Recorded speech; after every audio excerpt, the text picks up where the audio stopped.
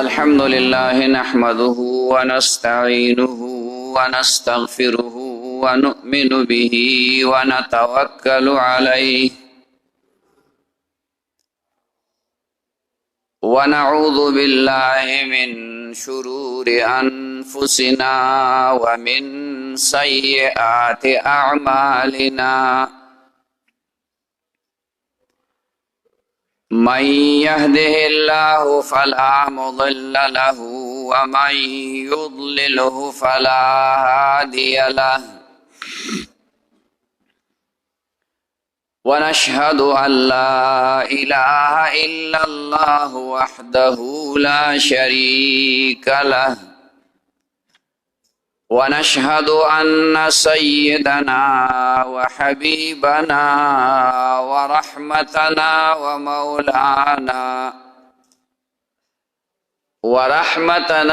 मौलाना मुहम्मदन अब्दुहु व रसूलुहु अरसलहुल्लाहु इला काफ़्फ़तिल लिन्नासि बशीरन व नज़ीरा वदाइयन इलैहि बिइज़्निहि व सिराजम मुनीरा अम्मा बअदु फ़अऊज़ु बिल्लाहि मिनश शैतानिर रजीम बिस्मिल्लाहिर रहमानिर रहीम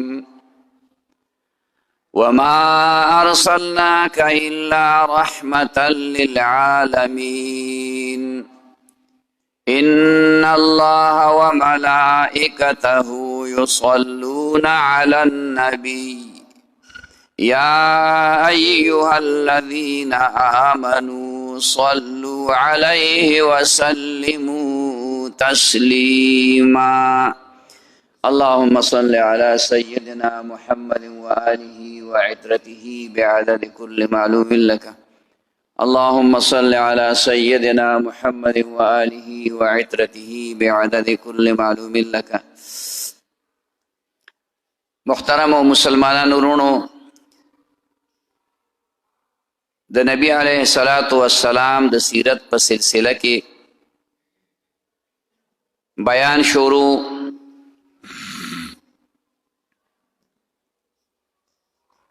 और द ग़ज़वा बदर मुख्तसर वाक़ियात मुंग बयान करियो जिक्र करियो चिपागे के नबी अलैहिस्सलातु वस्सलाम और सहाबाए किराम ज़ाहिर के इंतहाई द कमजोरतिया पर हालत क्यों खुदा अल्लाह द तरफ न इमदाद रागे दागा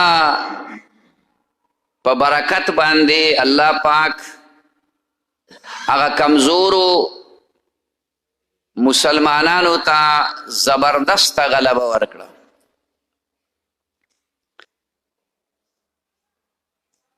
पागे की काफिर मुर्दार शु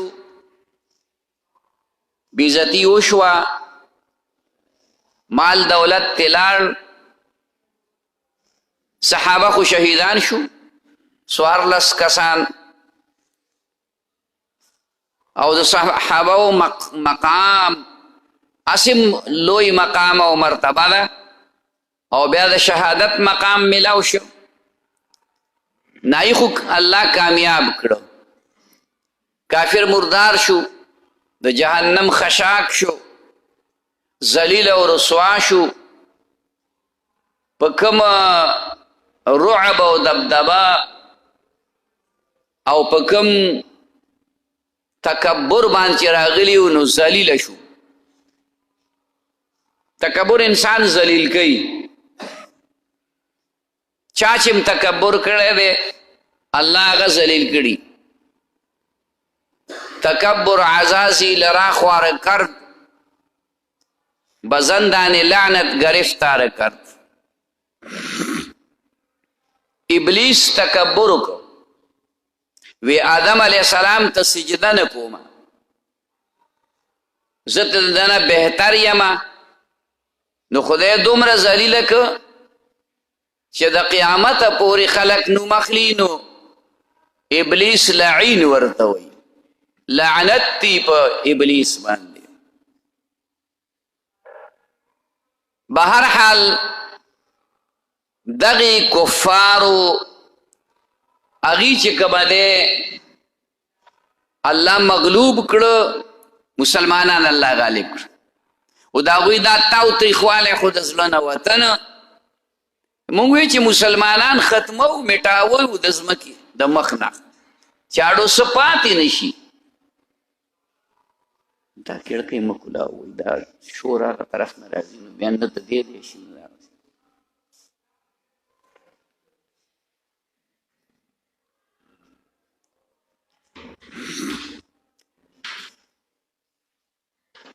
نو دغه غم د هغوی د زړه نه نه وته. نو چې کله مکې مکرمې ته لاړل، نو بیا یې مشورې شروع کړې چې دا خو مونږه څه کوله خو ونه شو، دا خو مونږه الټه ښه چې کوم دی رسوا شو. نو د آینده وخت دپاره د جنگ تیاری شروع کړو چې آینده کال به د دې بدل اخلو. د ځان سره د اطرافو خلک هم ملګري کړو او ډېر لوی تعداد کې اسلحه او مختلف سامانونه دا د ځان سره راوړل او د احد میدان ته راورسېدل. احد د مدینې منورې نه 100 کیلومیټره بار دی، ځکه دوی خو په داسې انداز باندې راغلي وو چې مونږ به مسلمانان دې پیرې نه پرېږدو. نو د احد په میدان کې نبی علیه صلات وسلام صحابه کرام راغونډ کړل او ته یې ووایي چې دغسې د جنگ کېدو خطره ده، کفار د مکې مشرکان هغه راځي. نو د نبی علیه السلام خوښه دا وه چې مونږ به په دې مکه مدینه منوره کې دننه یو، که دلته راپسې راله نو بیا به ورسره جنګ کوو، که نه یې نه کوو. خو هغې کې بعضې خلک هغه و چې هغې په جنګ بدر کې نو شریک شوي او جوانانو هغې دا غوښتل چې هر څنګه مونږ د شهیدان شو خو مونږ به میدان جهاد ته ځو. نبی علیه صلات وسلام پوه شي چې دی اوس دا خپله خبره نه پرېږدي، بس نبی اسلام کور ته ننوت. چې کله کور ته ننوت نو نورو صحابه کرامو دغه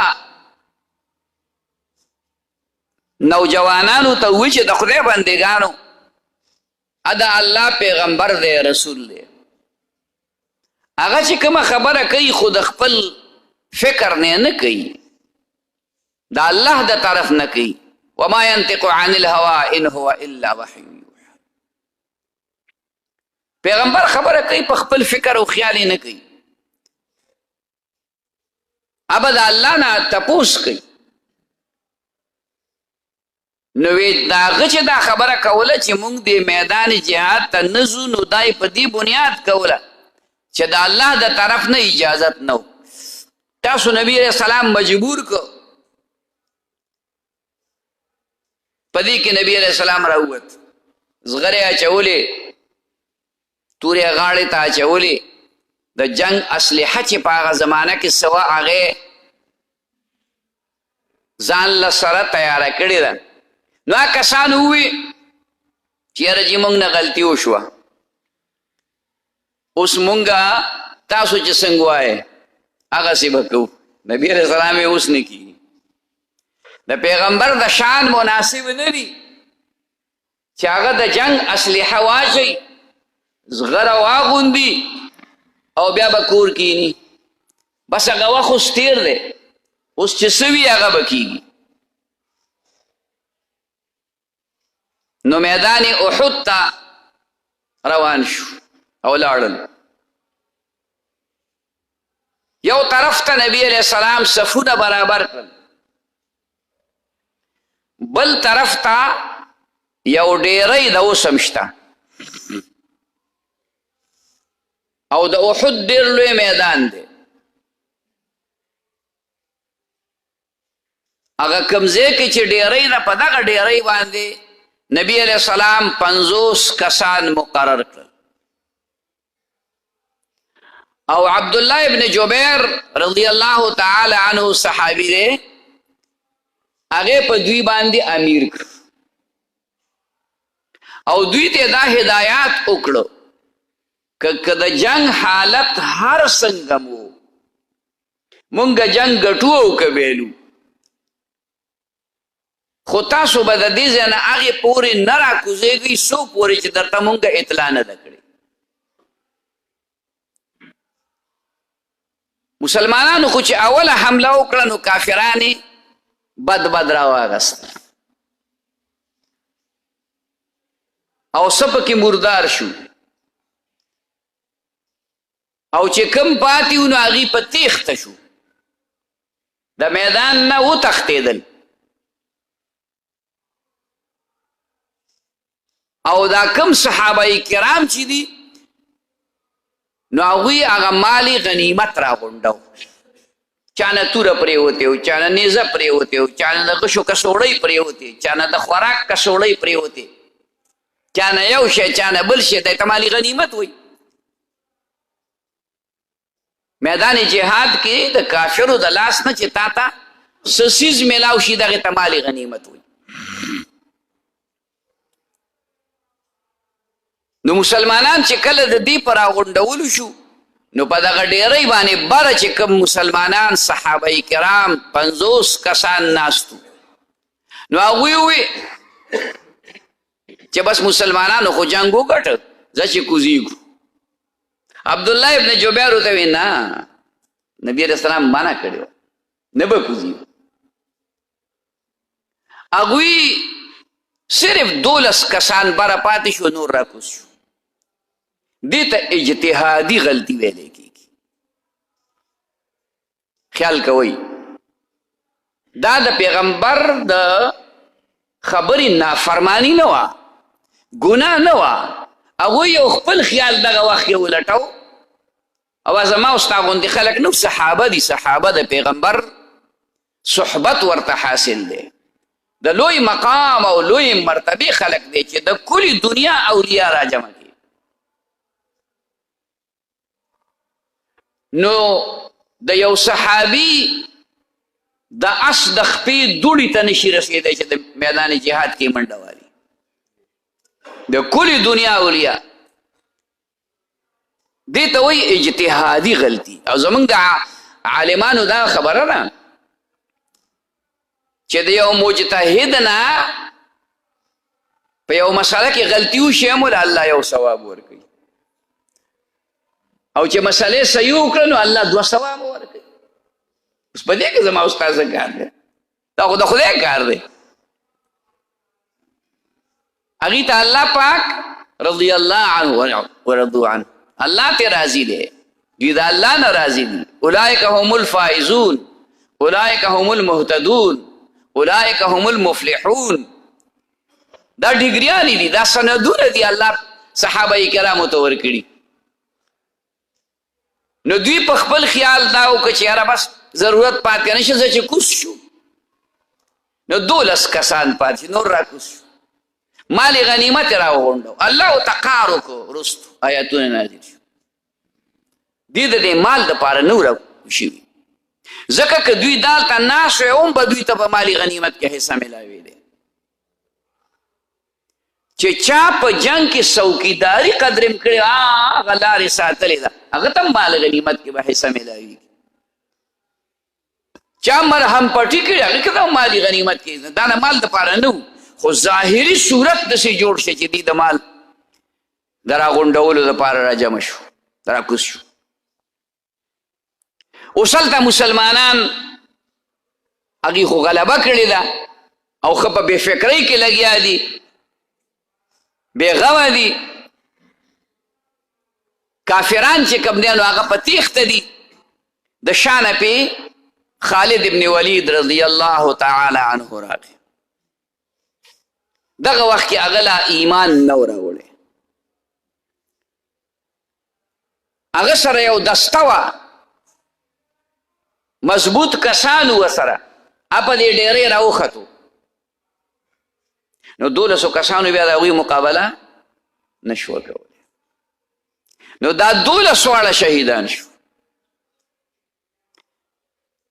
12 واړه. دې طرف نه په دې ډیرۍ باندې خالد ابن ولید او د هغه ملګري راکوز شو میدان ته، او دې طرف نه کفار په تیښته و هغه را واپس شو. مسلمانان په دې منځ کې راګیر شو.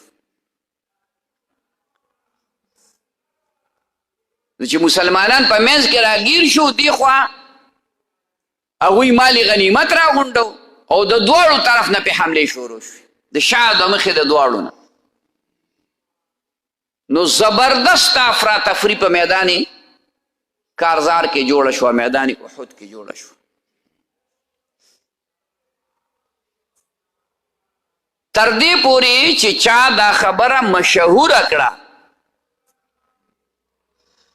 چې نبی علیه الصلاة والسلام شهید کړی شو، نو منافقانو ته ایله موقع په لاس ورغله. منافقانو وی تاسو خو تر اوسه پورې د پیغمبر علیه السلام دپاره جنګېدئ، اخو لاړ د دنیا نه ځئ واپس، هغه خپل د پلار نیکه دین ته بت پرستۍ ته بیا ځئ.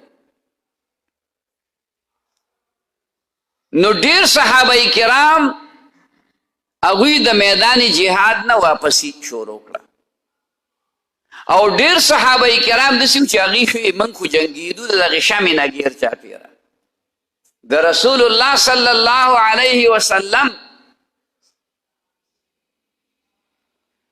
د هغه خدمت هم کوو، د هغه اطاعت. چې د دنیا نه لاړ نو موږ په د دنیا په زندګۍ څه کوو؟ نو هغوی په جنګ کې ورننوتل. په دې کې یو صحابي آواز وکړو، نبی علیه السلام آواز وکړو، خو هغه آواز پوره چا ونه اورېد، ځکه چې په دې دوران کې په نبی علیه الصلاة والسلام باندې چا د ګټو ګزارونه وکړو. نو په مخ مبارک کې زخم راغی او د اوسپنې کومه ټوپۍ چې په سر وه کړۍ وې پکې، هغه کړۍ په دې مخ مبارک کې ورننوته او د هغې سره د رسول الله مبارک غاښ شهید شو او وینې پرې راوبهېدې او دومره وینې د نبي علیه السلام نه لاړې چې نبي علیه السلام بیا د ودرېدو طاقت نه لري. نو پرېوتو.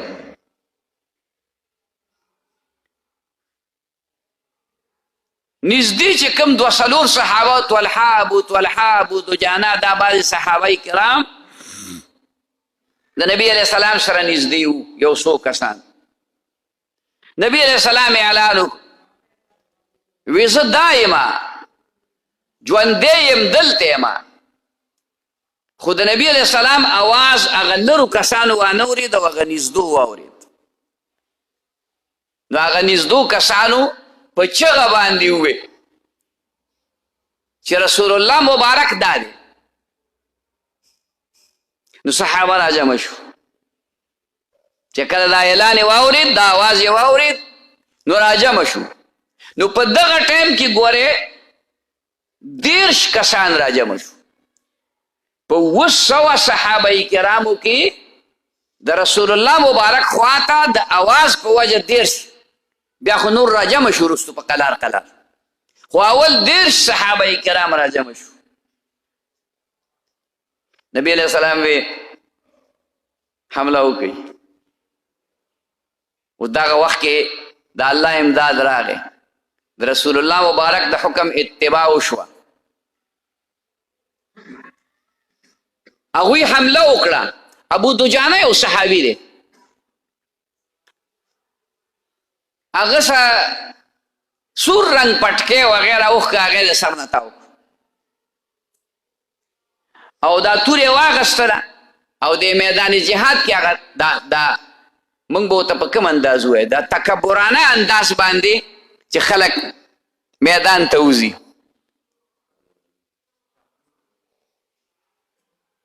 فخني داسې مستي غوندې فخریه انداز کې ځکه صحابي دی، صحابي باره کې به الفاظ سړی د ادب استعمالوي. فخریه انداز کې د بهادرۍ ښودلو په انداز کې رسول الله مبارک ورته وکتل، وی دا چال دا دی چې په کوم چال روان دی دا الله ته ډېر ناخوښه دی، خو په دې وخت کې د ابو دجانه دا چال الله ته ډېر خوښ دی. معنا دا ده چې په دې میدان جهان کې د بهادرۍ څه کارنامه کې که نه او څه حرکات سکنات داسې کوي چې په کافر رعب وغورځوي.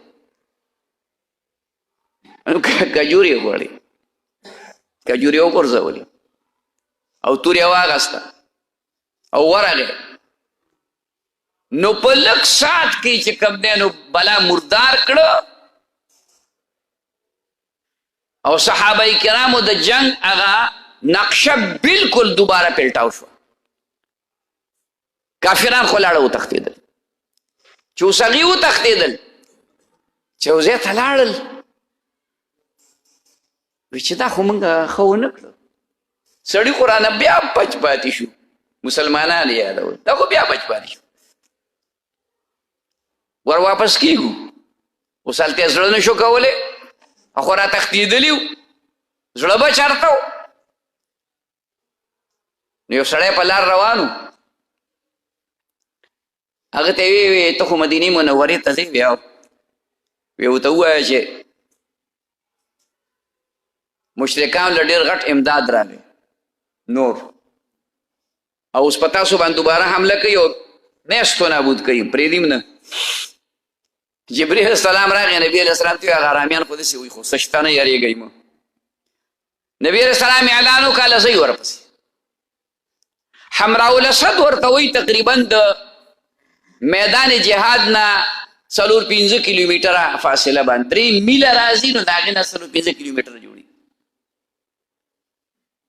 د 3 میلو پورې نبی علیه السلام هغه زخمي په زخمونو چور چور صحابه کرام هغوی وی شابه ورپسې روان شي او زی منډې کوي. هلته چې کافر خبر شو چې ویا خو دا مونږ وی چې دا لا زخمی شوي دي او دا دي او دا دي، او خو راپسې اوس راځي، دوه خپلې دوه پردی او زه چې تښتو. اوس غلیدل او بیا رسول الله مبارک راغی، صحابه کرامو ته وی چې اوس شهدا وګورئ، او یا کسان د مسلمانانو نه شهیدان شو، او بیا کفارو دومره ظلم کړو. سید الشهداء حضرت حمزه رضی الله تعالی عنه دا هغه نه غوږونه پرې کړي وو، پوزې یې پرې کړې وه. هندا چې وروستو بیا مسلمانه شوه فتح مکې په موقع باندې، هغې د حضرت حمزه دا سینه وشلوله، زړه یې ترې راوښکه او چکونه یې پرې ولګول د ډېر تاو او غصې د وجې. رسول الله مبارک فرمایل وی قسم دی که د خپلې خور ترور د حضرت حمزه د خور که د دې غم را سره نه وی نو نن مې دا خپل تره په دې میدان جهاد کې دقسې پرېښوده چې ته شرمخان وي، چا خپه خوړلی وی، چا یې لاس خوړلی وی، چا یو ځای چې او د قیامت په ورځ باندې الله پاک د ده لاس او خپه چا د شرمخ د خولې نه او چېرته د زمري د خولې نه او چېرته د ګیدړ د خولې نه، نو ما به الله ته ویله چې خدای دا زما د تر قرباني ده، خو د خپل ترور هغه راغله چې زه د خپل ورور ووینم. نبي علیه السلام صحابو ته وی منې کوي چې نه راځي. که د خپل ورور دا شکل وویني نو برداشت کوي. هغې نبي علیه السلام ته سوال جواب ولیکه چې ما ته پته ده چې زما د روح سره څه شوي، دا ما ته پته ده، خو یو نظرینه دا سید الشهدا دی، د کل دنیا د شهیدانو سردار دی. کفن چې سر ورله پټوي نو خپې ښکاره کېږي، او چې خپې ورله پټوي نو سر یې ښکاره کېږي. رسول الله مبارک وی چې سر ورله پټ کوي او په خپو ته سرګړی واچوي، او بیا یې په یو قبر کې دفن کړل چې چاته قرآن ډېر یاد و هغې قبلې طرف ته که ورپسې ورپسې ورپسې. قبرونو ته مونږ ورغلي یو خو نږدې ورته څوک نه پرېږدي، ګیر چاپېره یې دنګ دیوال کړی او هغې کې جنګلې لګولي دي. بس په جنګلو کې دومره سړی وګوري وویني چې هغه قبرونه دي، نور ښکاري نه. زما وروڼو دا واقعات د دې دپاره مونږ ذکر کوو چې په مونږ کې هم د لږ دیني غیرت پیدا شي. صحابه کرامو خو دغه قربانۍ وي، که په یو باندې د یو صحابي په قربانو بحث کې نو ختمیږي نه. دا مونږ هسې سرسري غوندې خبرې کوو، سرسري خبرې، او دقې مقصد دپاره یې کوو چې مونږ کې هم څه دیني غیرت راشي. ګستاخان رسول دې زمانه کې ډېر پیدا شوي دي، د دین دشمنان ډېر پیدا شوي دي، د الله نافرمانه خلک، کفار، یهود، نصارا، مشرکین، قادیانان، دا هغه خلک دی چې دا د نبی علیه السلام په شان کې ګستاخي کوي. نو موږ له پکار دا ده چې موږ نورې ستوره نشو کولی، خو چې کم از کم ځان کې اتباع سنت راولو، د پیغمبر د سنتو تابعداري په ځان کې راولو. خپل کاروبارونه، عبادتونه، معاملات، اغستل، خرڅول چې دا د سنتو مطابق، او ورسره درود شریف ډېر، څومره ډېر درود شریف ویلی شئ د ورځې نو وایئ. دا یو ډالۍ او تحفه د رسول الله مبارک ته الله بیا ورته رسوي، او فرشته ورته بیا وایي چې فلاني د فلاني زوی د فلاني کلي هغه په تا باندې دونه پیرې درود شریف ویلی. نو د یو درود شریف په وجه الله 13 فایدې ما او تا ته راکوي. الله دې موږ ته عمل نصیب کي. واخر دعوانا ان الحمد لله رب العالمين. ربنا آتنا في الدنيا حسنة وفي الآخرة حسنة وقنا عذاب النار. ربنا لا تؤاخذنا إن نسينا وأخطأنا. ربنا ولا تحمل علينا إصرا كما حملته على الذين من قبلنا. ربنا ولا تحملنا ما لا طاقة لنا به واعف عنا واغفر لنا وارحمنا أنت مولانا فانصرنا على القوم الكافرين. وصلى الله تعالى على خير خلقه محمد وعلى آله وأصحابه أجمعين.